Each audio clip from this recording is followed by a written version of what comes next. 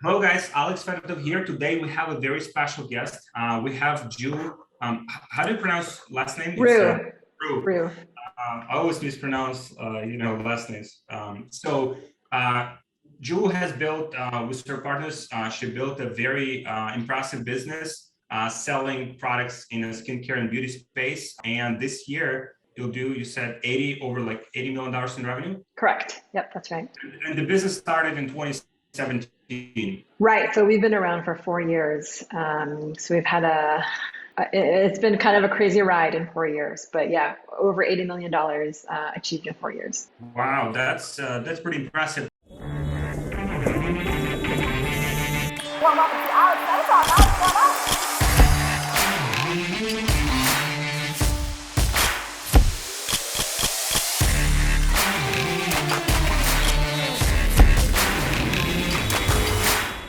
And I was reading like the business was like self-funded at the beginning, like you That's haven't right. gotten like investors, anything like that. Yeah, we Wow, bootstrapped. We bootstrapped for the first 3 years. We took on outside funding a year ago, November 2020. So that was 3 years in. We took very minimal investment because we're a very profitable company. How do you like? I mean, that is very impressive because the niche that you're in, right? It is very like competitive.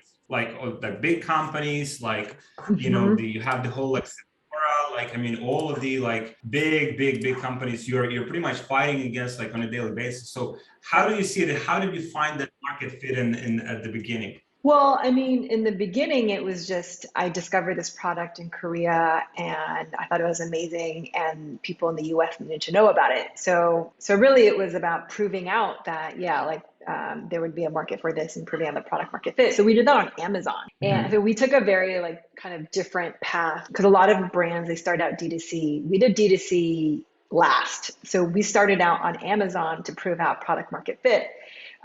Just because I tell people there wasn't like any brilliant strategic strategy around it. It was cheapest, easiest, and quickest for us to access hundreds of million consumers and potential buyers. So we put it on Amazon, we ran some ads, I started pitching retail, and we pretty quickly proved out product market fit. Okay, so you got started on Amazon. How much time it took you kind of like to just like launch it and get it to like a profitability on Amazon? Very quickly, there are three founders. We started paying ourselves, I want to say 8 months after. 8 months after launch, we started paying ourselves. So that meant that we were pretty profitable from the very beginning because we had money to pay ourselves. I mean, we didn't pay ourselves a lot, but we had money to pay ourselves and also to reinvest into the company.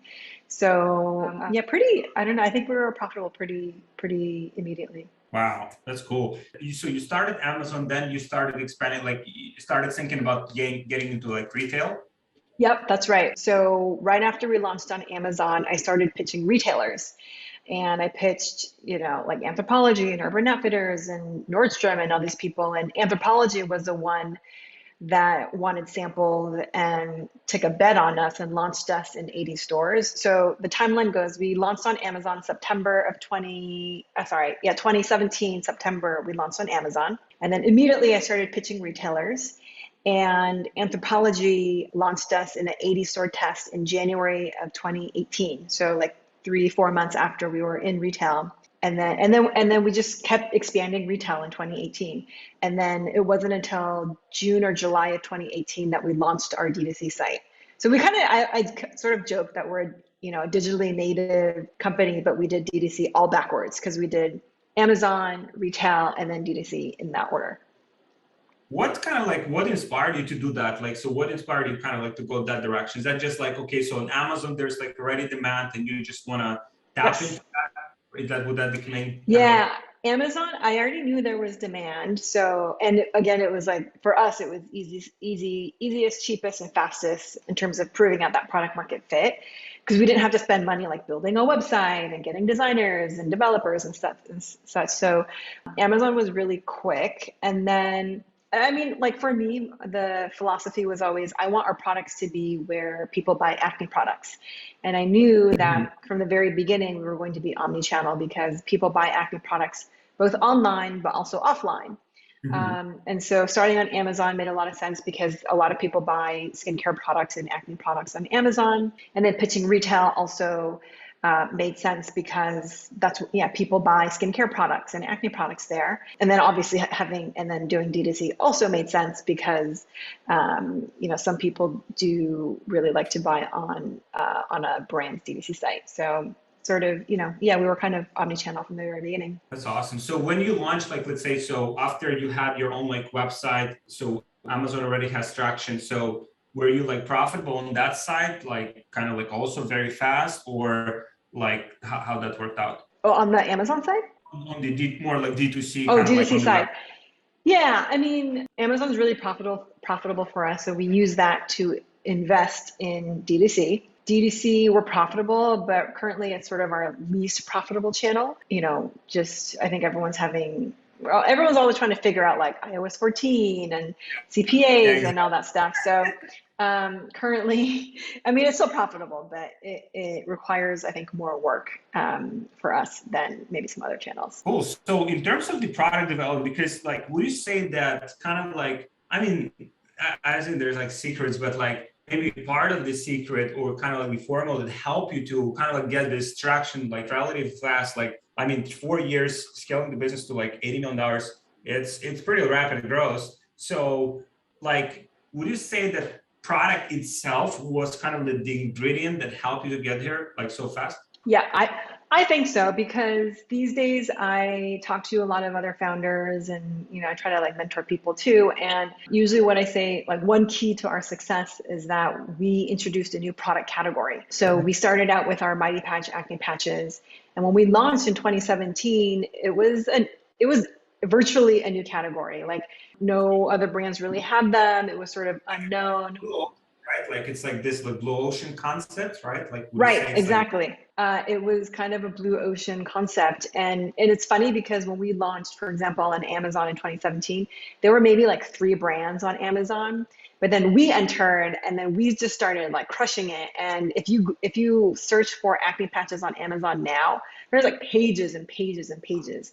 So now I think people like saw our success and they really started, launching their own acne patch product. But back then, we have basically introduced a new product category, which people really needed. And I think that was a lot of our success. It wasn't just another like moisturizer or another face wash, it was something totally different. Was it like the acne patches, right? Like, so like, let's say you said the product concept was brought from Korea. Like, so by that time, like you could buy like acne patches in Korea, but you couldn't buy them in the United States. Correct.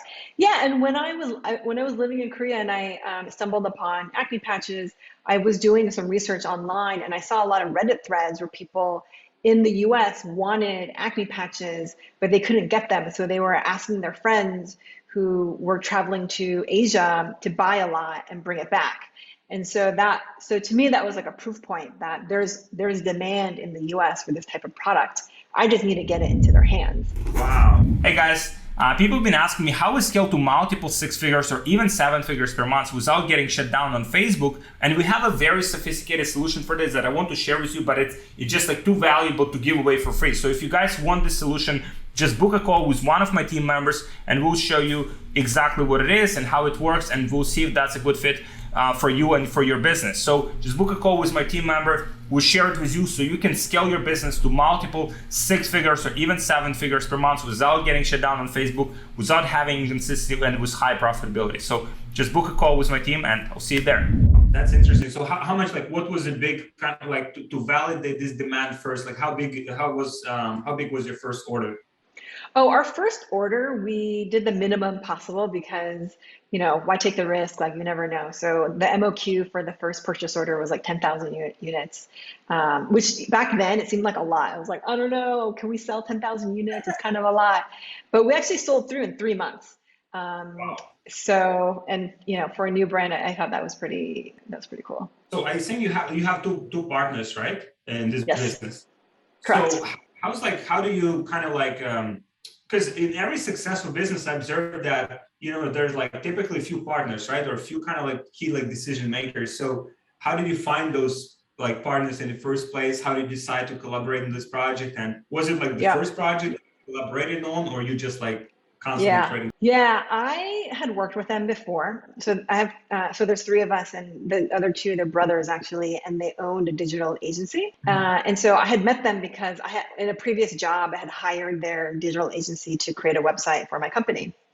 So we kind of had some experience working together, and then we became friends. But the idea of starting the business was, it was literally like I was having dinner with one of them, and I said, I have this idea, and he said, if you want to do it, I'll do it with you. Okay. And then he roped in his brother, and I mean, back then there was like very little thought going into it, but in retrospect, I think one of the reasons why it works really well is there's three of us. And some people think three is too many. I think it's really good, actually. And we have very complementary skill sets. So I'm good at like innovation and marketing and PR, like the selling side. I'm a good salesperson. One of them, he's a technical engineer, so supply chain and ops was perfect for him. And the third is a creative person, so like design, branding, like marketing. He does. So with the three of us, we cover like large swaths of the company. And then, yeah, so, we had a history of working together, which is really important, and then very complementary skill sets. Cool. So in terms of the other SKUs, so that was your first, like the acne patch. That's done pretty well. So at what point you decide, okay, so we got to introduce like new SKUs, or like, how was that? Funny, well, I think that's a really good question, and I have a good story, which is, so we launched our Mighty Patch product on Amazon, and it was taking off. Like it was on Amazon, it was in retail, and immediately I thought, okay, we need to launch another product, and I wanted to do like a wash-off face mask. I wanted to do this clay mask, so I started looking at clay masks. But I had coffee with this woman who is a partner at an investment fund called Prelude, and she used to be the president of Johnson & Johnson Beauty. And so in this coffee, I said, oh, this SKU is doing really well. I want to launch a wash-off clay mask. And she said, no, do not do that. You should stick to patches. You should launch another type of patch, do them in different shapes, different sizes for different needs, just like dominate patches. And I thought, oh my gosh, she's right. So we scrapped the plans for the wash-off clay mask. We stuck to patches. We did one for nighttime. We did a bigger one. We did a multi-pack. We did like a jumbo size. And I think that was such good pivotal advice, because it's what helped us cement our lead in this acne patch category. So that by leading in that category, you mean like mostly dominating it on Amazon? That's kind of like just like on Amazon, like you just like would stack these products on top of each other, would help you kind of like to get like more market share of that whole segment? Yes. Yep, that's right. That's right. Yeah. Wow. So are there like any competitors like catching up with what you have done? Oh, well, catching up, I don't know, but there are a lot of competitors. We were just having a conversation about this. There are like new brands that have acne patches. There are existing brands that are launching patches. I'm just sort of waiting for L'Oreal or someone to launch an acne patch product. And I'm sure competition is coming, because it's a category that I think people are paying attention to. Yeah. So in terms of the repeat purchase ratios, like kind of like what percentage of people typically come back and buy again if they bought once? Well, here's the thing about being an omnichannel brand, is that it makes it harder to track these things, because I know that people start their purchase, for example, on Amazon, but then they replan at Target, or the reverse, like they discover it at Target and then they replan on Amazon or D2C. And so it makes those metrics harder, because it's hard to merge the offline and the online. So our data is kind of imperfect in that regards, but I do know in general, like we have very high repeat rates, but I just don't know how high, because the data is kind of broken in terms of being able to piece them together. How is like Target? Is Target, I was reading like, so your product's currently in Target. Was that like a big kind of like also like pivotal moment for a brand, like to get into Target? Yes, totally. Target is an amazing retail partner. I think they have such good merchants who are really smart. They know what will resonate. And when we launched with Target in 2019, July of 2019, and it was a game changer for sure. And Target in general is a game changer for our business. And I'm always so grateful that they took a chance on us because it really, more than $80 million in revenue, like they're a big chunk of that. And they're a big reason why we're able to scale so fast. That's awesome. So in terms of your team structure, so you have two partners, right? Kind of like all responsible for different areas of the business. Like, how do you structure your team? Like, do you hire in-house? Like, do you hire everyone remotely? Do you hire in other countries, US wise remotely? How do you approach that? We try to hire, so my company's based in New York. We mostly try to hire in the New York area. We have a few people that are remote, like 3 people in California, 1 person in Minneapolis, 1 person in Florida. But for the most part, I try to hire in New York because I want people to, be together and go to the office if they want. And we have, for example, we're going to have a Halloween party tomorrow. And so it's nice that people can come and see each other. And I think that the interpersonal dynamic is really important. And, early on we hired, we couldn't afford, more experienced people. So early on we were working a lot with interns who turned full time and more junior people. But quickly there came a point where we really needed more senior people. So we sort of started almost like a sandwich. Like we started at the bottom with more junior people, and then we hired at the top to sort of help manage those more junior people. And now we're trying to fill in the middle with more senior manager level people. That's awesome. So in terms of how many people you currently have on your team? I think we're like 45 or something.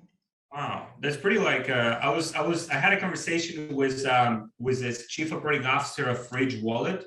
So they got to $50 million a year, and they had 20 employees. So it's $2.5 million per employee, which is, it's not that's good. But that's how they, now they started also to hire more. Now I guess they're 80 or something. Wow, that's interesting. Want to connect, mastermind, and network with 6, 7, 8-figure entrepreneurs? Join our free community on Facebook, which is called Brand Hypergrowth. It's for only entrepreneurs who are already doing at least $30,000 or more in sales per month and want to go to 7, 8 figures. So you can connect, you can network, you can mastermind, you can exchange insights and value with these guys and take your business to the next level. So there should be a link in the description. Make sure you join today.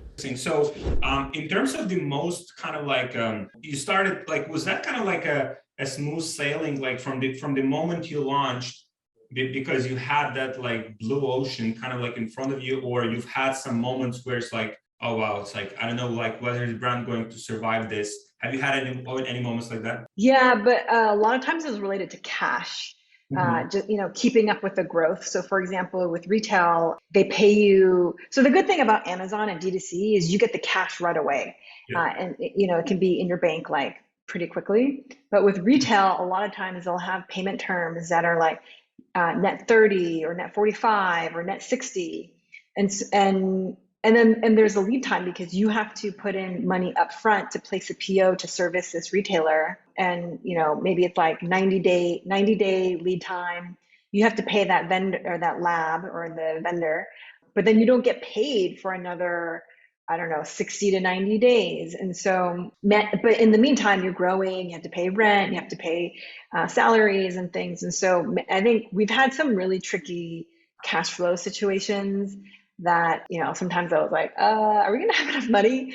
And so those have been the scariest moments where just literally maybe I woke up one day, we had $2,000 in our bank account and we still had to pay out all these things. So I think those are always pretty tough. How do you structure your Amazon? So Amazon is so crucial part, part of your business, right? Do you have the whole team that manages Amazon listings and kind of constantly optimizes images, copy, or that part? Yeah, it's all in-house. I know a lot of companies will work with external partners like agencies, but we've done it all in-house. We think it's kind of a secret sauce to our company. Up until now, we didn't really have 100% dedicated resources. There were people who would service, they would work on D2C and also Amazon. But now we're at the point where we're hiring dedicated people to this channel because it's a large channel for us. Awesome. So you said that you communicate with a lot of founders and, e-commerce entrepreneurs. So what mistakes you see mostly that kind of obviously you've had successful, like growth of your business. So what is something that your business has, or the things that you have done that they haven't, that kind of like prevents them from growing fast? What prevents them from growing fast? I think sometimes they don't have the right margin structure. So I get pitched a lot by people who want me to invest in their companies, and I look at gross margins a lot. Because if you don't have good gross margins, it makes like everything else really hard. But if you have good gross margins, you can build a good, like, profitable business. Kind of like, what is your kind of like, like North Star in terms of the gross margin? Just the higher the better. But I mean, it depends on your category, right? So I think food is different. I think food good is like 50%, 40%, something like that. But in beauty and skincare, it'll be like 70 to 80%. So it kind of depends on your category and your industry. Yeah, and then like premium, like prestige beauty will have better margins than mass. And a lot of times it has to do with the price point, because, like in food, I think that's why food margins tend to be lower, because like not that many people are going to pay $20 for cereal or something like that, So margins, would you say, like, is the main reason kind of like why people like don't get? Yeah, I think that's definitely one. What I see is people, they don't have focus, so they're not disciplined with their channels. So they're like, okay, we're going to do Amazon, then we're going to do Walmart, and then we're going to do Ulta, like all at the same time. But that can actually be really bad, because you don't have enough resources, either people or money, to support each channel to make sure you are excelling in each channel. And then it becomes like a negative feedback loop, because you don't have the resources, you're not maximizing your performance in these channels. Because your performance is not good, then you get cut. And once you get cut, it's really hard to get a second chance. So that's like another thing that I see is people, they're like too overly ambitious and they want to do everything at the same time. But actually it's better to really prioritize and do like one thing really, really well before you expand out.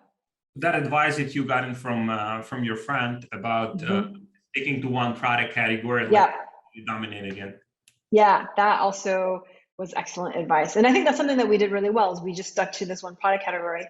But there are some brands where they feel like at launch, they needed to launch with like 20 SKUs. 20 SKUs times like, MOQs of 10,000 times like the COGS, like already that's like so much money. And, and it's hard to support all of them. Like which one, how do you, which one's going to be your hero SKU? Which one do you support? So yeah, I think earlier on, like more focus and discipline is crucial. Focus on like traffic channels, like figure out like one traffic channel first, like dominate it. Focus on like one SKU or like one product category, like don't overexpand. Like do you also like, that also applies, you think from like geographical perspective, like not getting into like, a lot of businesses kind of trying to get into like Europe and Asia, like all of these markets. Yeah. I mean, for us, we're like 99% US based in terms of revenue. And, we don't really have plans on expanding internationally until a little bit later. But yeah, I think that's like another piece of it, because as you add on different countries, it adds a lot more complexity. And sort of the same thing, like, if you launch in Canada or the UK, like you want to make sure you do really well, but it requires money and it requires resources. Ju, thank you so much. I know you're busy. You have other things to do. You're running $80 million business. So thank you so much for making the time for this. Very valuable insights and, very valuable, for people who are already like in e-commerce or want to grow their brands. So thank you so much for making the time for this. Yeah, thanks for having me, Alex. It was a pleasure. Thank you. Bye. All right. Thank you everyone for watching. Ju, thank you so much again. And yeah.